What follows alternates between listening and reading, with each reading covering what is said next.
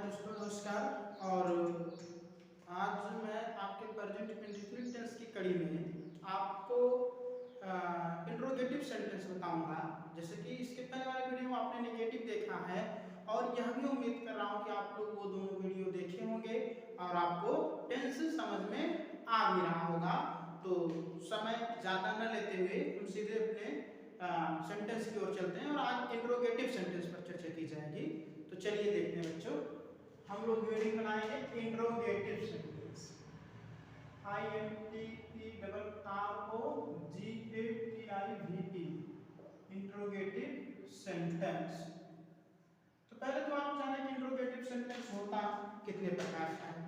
Interrogative sentence दो प्रकार का होता है। एक सिंगल इंट्रोगेटिव होता है जिसे हम यस नो टाइप भी कहते हैं, और दूसरा डबल इंट्रोगेटिव जिसको WH वर्ड भी कहा जाता है। तो थोड़ा सा सुनिएगा आप लोग ध्यान से।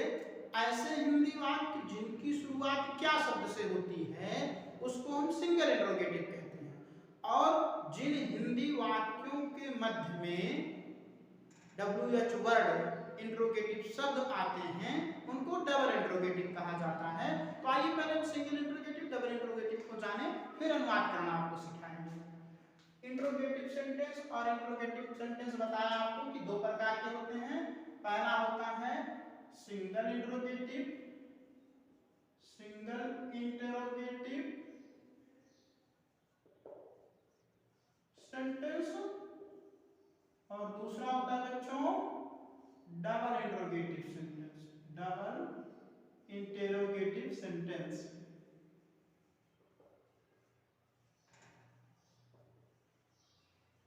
इस सिंगल इंट्रोगेटिव का एक नाम और होता है जिसको हम कहते हैं yes no type sentence, yes no type sentence. और ये दूसरा जो होता है इसका नाम होता है WH word type sentence, WH word type sentence. तो बच्चे दो प्रकार के इंट्रोगेटिव वाक्य होते हैं। एक होता है सिंगल इंट्रोगेटिव जिसको यस नो टाइप भी कहा जा सकता है, दूसरा होता है डबल इंट्रोगेटिव सेंटेंस जिसको WH वर्ड टाइप सेंटेंस भी कहा जाता है। तो थोड़ा सा इनकी पहचान आपको बताते हैं, लिखिएगा। ऐसे हिंदी वाक्य, ऐसे हिंदी वाक्य जिनकी शुरुआत, जिनकी शुरुआत क्या शब्द से होती है, क्या शब्द से होती है, क्या शब्द से होती है, उन्हें single interrogative, single interrogative sentence कहा जाता है। जिन वाक्यों की शुरुआत क्या शब्द से होगी बच्चे, उन्हें हम सिंगल इंट्रोगेटिव सेंटेंस कहते हैं। और यहीं पर आपको डबल इंट्रोगेटिव भी बता देते हैं। जिन हिंदी वाक्यों के मध्य, जिन हिंदी वाक्यों के मध्य में, या बच्चे बीच में भी कह सकते हैं, बीच में प्रश्नवाचक शब्द, प्रश्नवाचक शब्द ब्रैकेट में लिख लेना, जैसे कौन, कहां, क्या, कैसे, कितना आदि शब्द आते हैं उनके मध्य में। आदि आए उन्हें WH word type sentence, WH word type sentence कहा जाता है। तो ध्यान दीजिएगा बच्चे, जिन हिंदी वाक्यों के बीच में प्रश्नवाचक शब्द जैसे क्या, कहाँ, कैसे, कौन, ये शब्द आ जाते हैं, उन्हें हम डबल इंट्रोगेटिव सेंटेंस या WH वर्ड टाइप सेंटेंस कहते हैं। तो इस तरीके से आपने देखा कि इंट्रोगेटिव सेंटेंस दो प्रकार के होते हैं, सिंगल इंट्रोगेटिव, डबल इंट्रोगेटिव। और अब हम आपको बताने वाले हैं कि इनका अनुवाद अंग्रेजी में कैसे बनाएंगे। तो चलिए हम पहले आपको सिंगल इंट्रोगेटिव बताते हैं।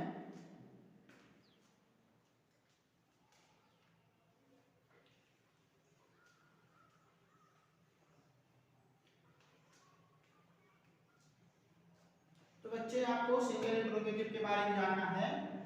सिंगल इंट्रोगेटिव सेंटेंस का अनुवाद आप कैसे बनाएंगे। इनका जो पहचान है, अभी आपने देखा कि इनके हिंदी वाक्यों के प्रारंभ में क्या शब्द आता है। तो आपको रूल बताते हैं इनका अनुवाद कैसे बनाएंगे। इस प्रकार के मीन्स सिंगल इंट्रोगेटिव, इस प्रकार के आप लोग नोट करते चलेंगे। इस प्रकार के हिंदी वाक्यों का अंग्रेजी में अनुवाद बनाते समय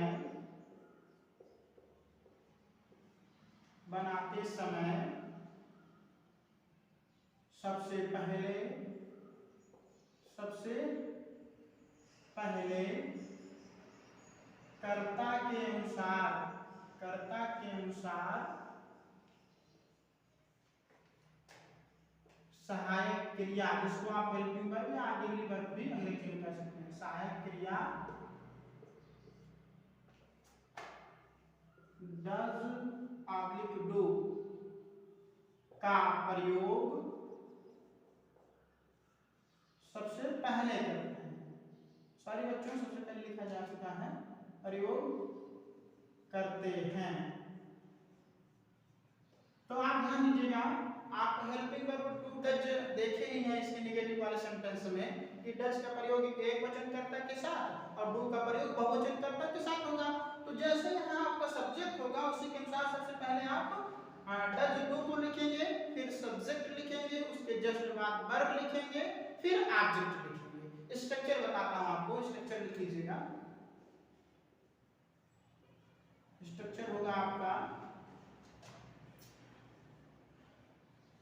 डज ऑब्लिक डू, ये कर्ता के अनुसार एक लिखा जाएगा। सिंगुलर नंबर का सब्जेक्ट होगा तो डज, प्लूरल नंबर का होगा तो डू, प्लस सब्जेक्ट, फिर बच्चे आपका वर्ब की फर्स्ट फॉर्म होगी, फिर आपका ऑब्जेक्ट होगा, ऑब्जेक्ट के तुरंत बाद अदर वर्ड लिखते हैं, अन्य शब्द अगर आ रहे हैं तो। ये आपका सिंगल इंट्रोगेटिव सेंटेंस बनाने का स्ट्रक्चर है। कर्ता के अनुसार सबसे पहले डज या डू जिनकी आवश्यकता होगी लिखोगे, फिर सब्जेक्ट लिखोगे, फिर वर्ब की फर्स्ट फॉर्म, फिर ऑब्जेक्ट, फिर अदर वर्ड। सब्जेक्ट क्या है, वर्ब क्या है, ऑब्जेक्ट क्या है, ये सब हम आपको पहले वाले वीडियो में बता चुके हैं, आप लोग देख लीजिएगा बेसिक कॉन्सेप्ट को। तो चलिए एग्जांपल समझाते हैं आपको हम। जिससे कहा जाए क्या वह पत्र लिखता है, क्या वह पत्र लिखता है। देखिए अभी आपको हम पहचान बताए थे कि सिंगल इंट्रोगेटिव के हिंदी वाक्यों में सबसे पहले क्या शब्द आएगा। तो सबसे पहले क्या आया है और सब्जेक्ट आपका वह है, अंग्रेजी में ही कहेंगे। और ही पता है आपको कि एक वचन का कर्ता माना जाता है, तो एक वचन का है जिसके अनुसार डज आएगी। तो डज देखिए स्ट्रक्चर देखिएगा, डज डू, लेकिन यहाँ पर डज आएगी क्योंकि ये एक वचन का कर्ता है। क्या लिखेंगे, डज, और डज के जस्ट बाद सब्जेक्ट लिखना। सब्जेक्ट यहाँ पर क्या है, जो काम करता है वही सब्जेक्ट होता है, हुआ है, तो डज ही। फिर वर्ब की फर्स्ट फॉर्म, वर्ब क्या है, लिखना, डज ही राइट, फिर उसके जस्ट बाद ऑब्जेक्ट होगा, does he write a letter, क्या वह पत्र लिखता है। और लास्ट में बच्चे इंट्रोगेटिव वाक्यों के अंत में प्रश्नवाचक चिन्ह जरूर लगा देना। अगला एग्जांपल समझिएगा। तो बच्चे इसको आप नोट कर लिए होंगे, मैं इसको मिटा करके आपको एग्जांपल समझाता हूं।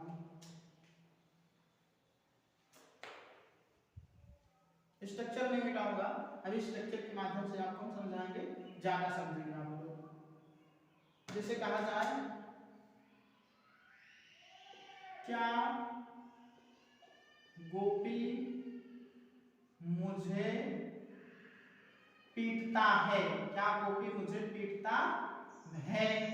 तो बच्चे सबसे पहले क्या शब्द आया, सिंगल इंट्रोगेटिव है, तो गोपी एक वचन है, हम यहाँ पर डज लिखेंगे, डज, फिर सब्जेक्ट क्या बच्चों, गोपी, डज गोपी, पीटना यहाँ पर वर्ब है, डज गोपी बीट्स, सॉरी बच्चों बीट्स नहीं होगा, क्योंकि जो वर्ड की फर्स्ट फॉर्म एस या एस लगाया जाता है वो केवल अफर्मेटिव वाक्य में लगाया जाता है, यहाँ नहीं लगेगा।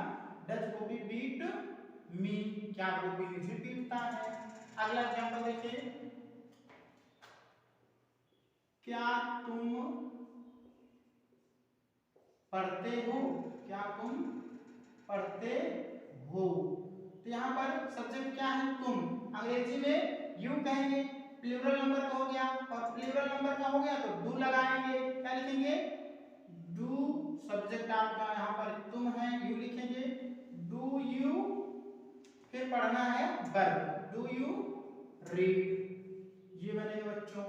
अगला एग्जांपल देखिए, अब स्ट्रक्चर मिटा दे रहा हूं, आप लोग समझ चुके हैं पहले क्या लिखना है क्या नहीं लिखना है, कुछ और एग्जांपल आपको दिखाता हूं। जैसे कहा जाए क्या सागर और गोपाल प्रतिदिन विद्यालय जाते हैं, विद्यालय जाते हैं। ध्यान दीजिएगा बच्चों, क्या प्रारंभ में आया है, सिंगल इंट्रोगेटिव सेंटेंस है, सब्जेक्ट यहाँ पर दो लोग जुड़ गए हैं और से प्लूरल नंबर हो गया है, तो यहाँ पर अब की बार हम डू लिखेंगे, क्या लिखेंगे, डू, क्योंकि प्लूरल के साथ डू चल रहा है, तो do Sagar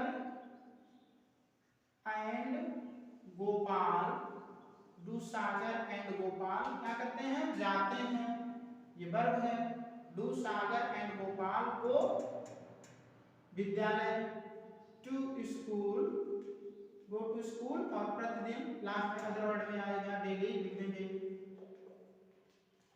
do Sagar and Gopal go to school daily. अगला एग्जांपल देखिए, क्या हम राजू को पढ़ाते हैं, सब्जेक्ट यहाँ पर क्या है बच्चों, हम, और इसकी इंग्लिश होती है बी, जो प्लूरल नंबर में मानी जाती है, तो क्या लिखेंगे, डू बी, डू बी, और फिर वर्ब लिखेंगे, टीच है, डू बी टीच राजू, तो क्या हम राजू को पढ़ाते हैं।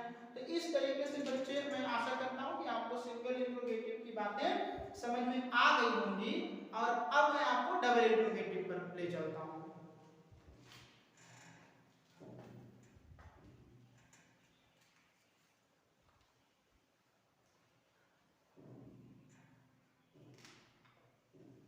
अब आप लोग पुनः हेडिंग बना लेंगे, WH word type sentence, WH word type sentence, जिसको आप लोग डबल इंट्रोगेटिव सेंटेंस भी कहते हैं। तो इसका जो रूल होता है बच्चे, रूल लिख लीजिएगा, WH वर्ड टाइप सेंटेंस होता कौन है, जिसके बीच में प्रश्नवाचक शब्द आते हैं, इसलिए मैं आपको रूल बताता हूं। इस प्रकार के हिंदी वाक्यों का अंग्रेजी में अनुवाद बनाते समय, अंग्रेजी में अनुवाद बनाते समय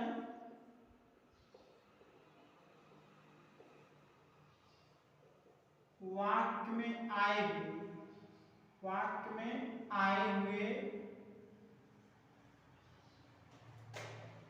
प्रश्नवाचक शब्द की अंग्रेजी, प्रश्नवाचक शब्द की अंग्रेजी, प्रश्नवाचक शब्द की अंग्रेजी सबसे पहले लिखते हैं, सबसे पहले लिखते हैं। आप सबसे पहले उस प्रश्नवाचक शब्द की अंग्रेजी लिखेंगे जो वाक्य में आया होगा। शेष नियम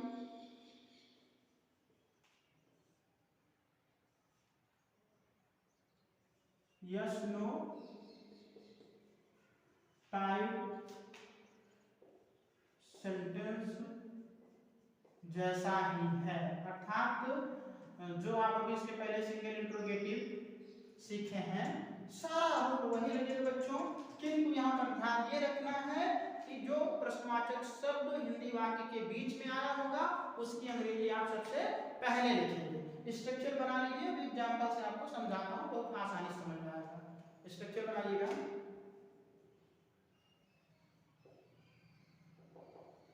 बच्चों सबसे पहले WH वर्ड लिखोगे जो वाक्य में आया होगा, फिर आपकी सहायक क्रिया डज डू में से जिसकी जरूरत पड़ेगी वो लिखोगे, फिर आपका सब्जेक्ट रहेगा बच्चे, फिर आपकी V1 वर्ब की फर्स्ट फॉर्म होगी, फिर आपका ऑब्जेक्ट, ऑब्जेक्ट के तुरंत बाद बच्चों अदर वर्ड हो जाएगा, आपका अदर वर्ड हो जाएगा। ये होता है स्ट्रक्चर आपका डबल इंट्रोगेटिव सेंटेंस का। आप बनाएं और अभी मैं एग्जांपल देता हूं, जरूर समझ में आएगा। आप इसको लिख चुके होंगे, अब मैं मिटाकर केवल स्ट्रक्चर छोड़ूंगा। स्ट्रक्चर के माध्यम से आपको सेंटेंस में कौन से वर्ड कहाँ रखे जाएंगे वो समझाऊंगा।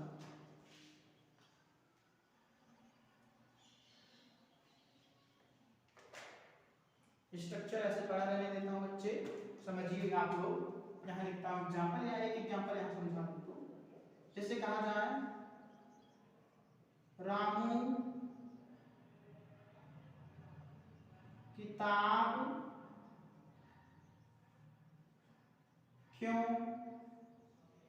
पढ़ता है, रामू किताब क्यों पढ़ता है।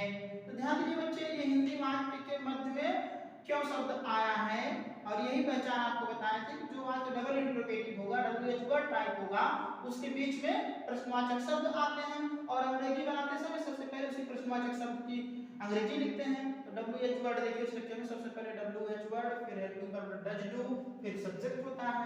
तो इस प्रश्नवाचक शब्द की अंग्रेजी क्या होती है, वाई।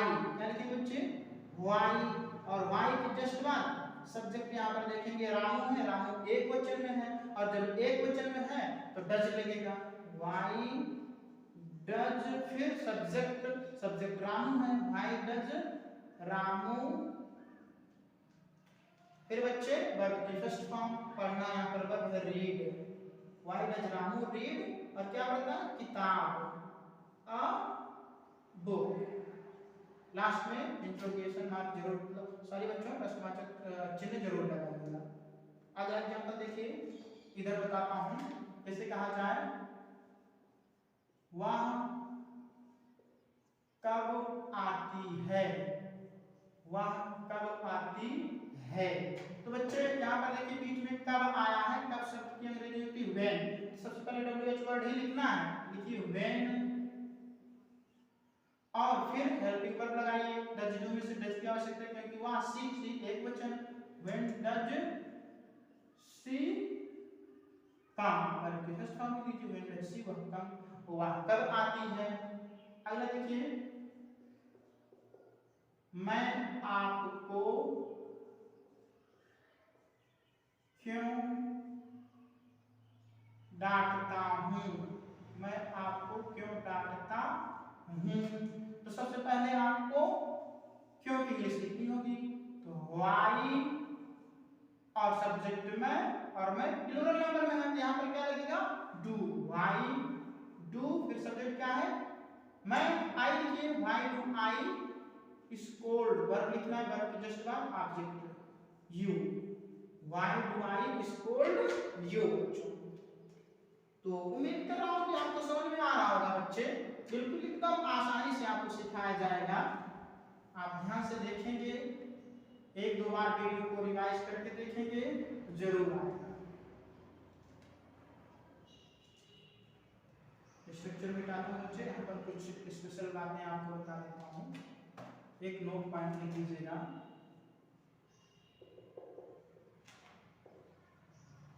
जब हिंदी वाक्य में कौन आता है, कौन आता है, कौन आता है सोचिए, कौन शब्द आया रहेगा, कौन आता है, तो अंग्रेजी में अनुवाद बनाते समय, अनुवाद बनाते समय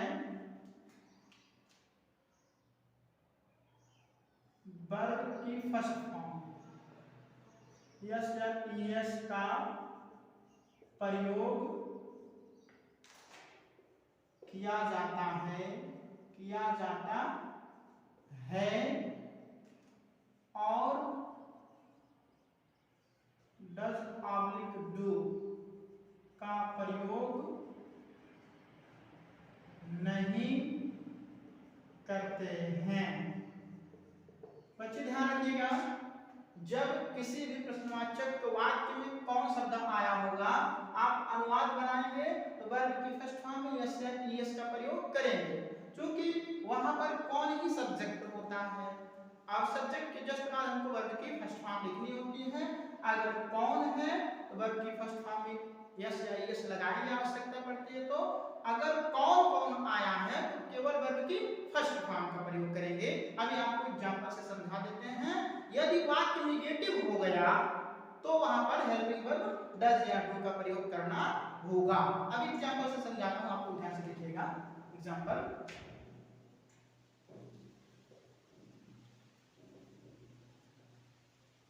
कौन तुम्हें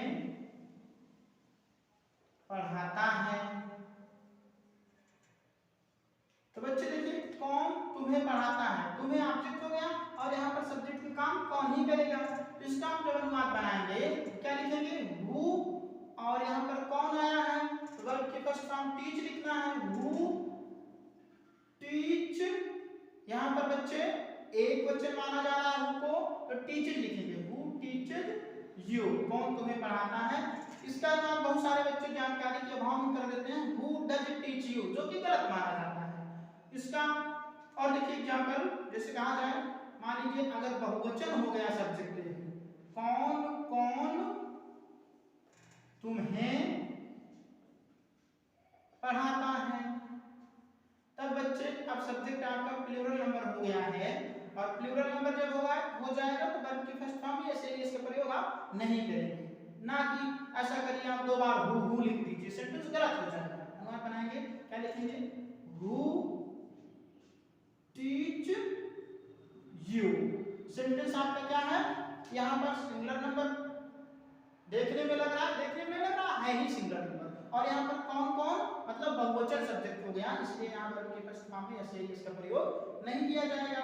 कौन कौन तुम्हें पढ़ाता है, तो हु टीच यू, केवल यहाँ पर ऐसे यस नहीं लगाएंगे। अगला एग्जांपल देखिए, जैसे कहा जाए,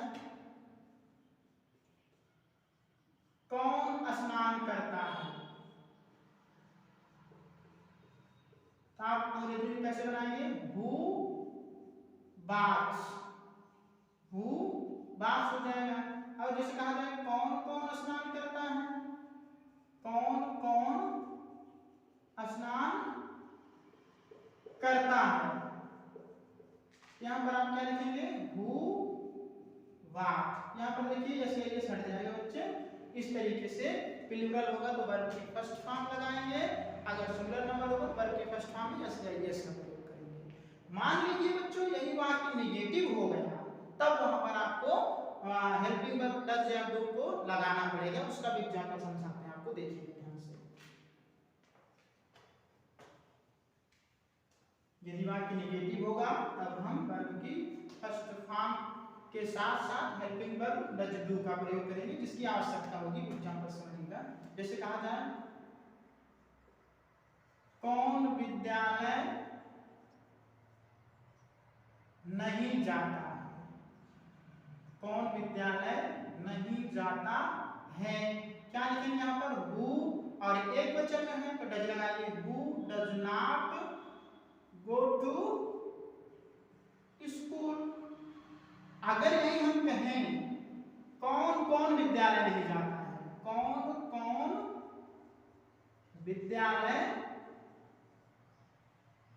नहीं जाता है, नहीं जाता है, तो बच्चे आप लिखेंगे who do not go to school. यहां पर हो गया कौन कौन विद्यालय नहीं जाता है। तो बच्चे उम्मीद कर रहा हूं कि आपको हु की कंडीशन भी समझ में आ गई होगी। अब यदि वाक्य इंट्रोगेटिव है, इंट्रोगेटिव के साथ साथ निगेटिव है, उसका अनुवाद कैसे बनाएंगे वो भी यहीं पर मैं आपको बताना चाह रहा हूं और बता रहा हूं, ध्यान से देखिएगा।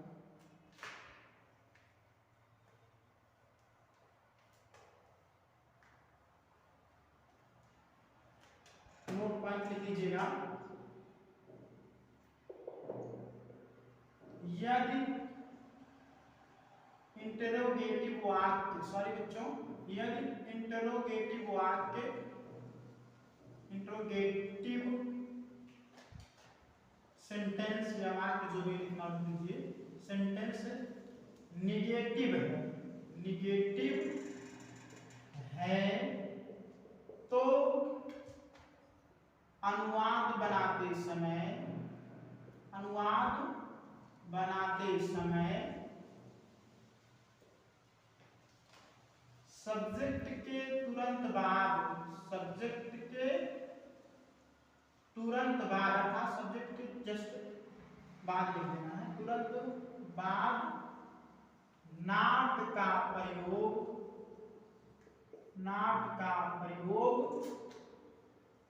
कर दिया जाता है, कर दिया जाता है। जाता समझिएगा, जैसे कहा जाए क्या तुम मुझे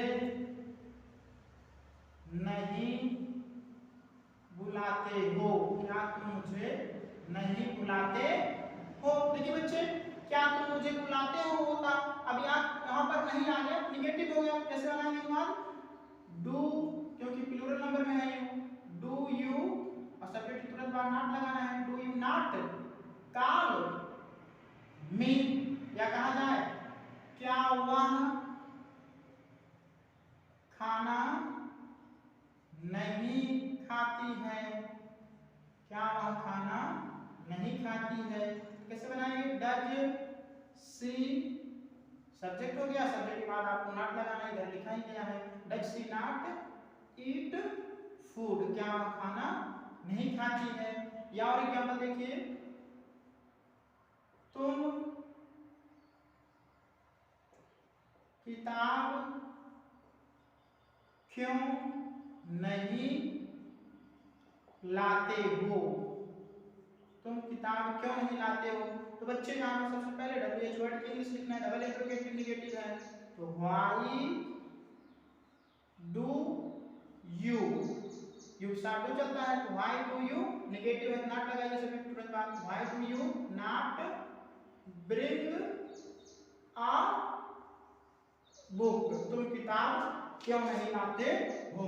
तो बच्चे आज मैं आपको प्रेजेंट इंडेफिनिट टेंस के इंट्रोगेटिव वाक्यों पर चर्चा किया और आप ध्यान से देखेंगे और टेंस समझ में भी आया होगा।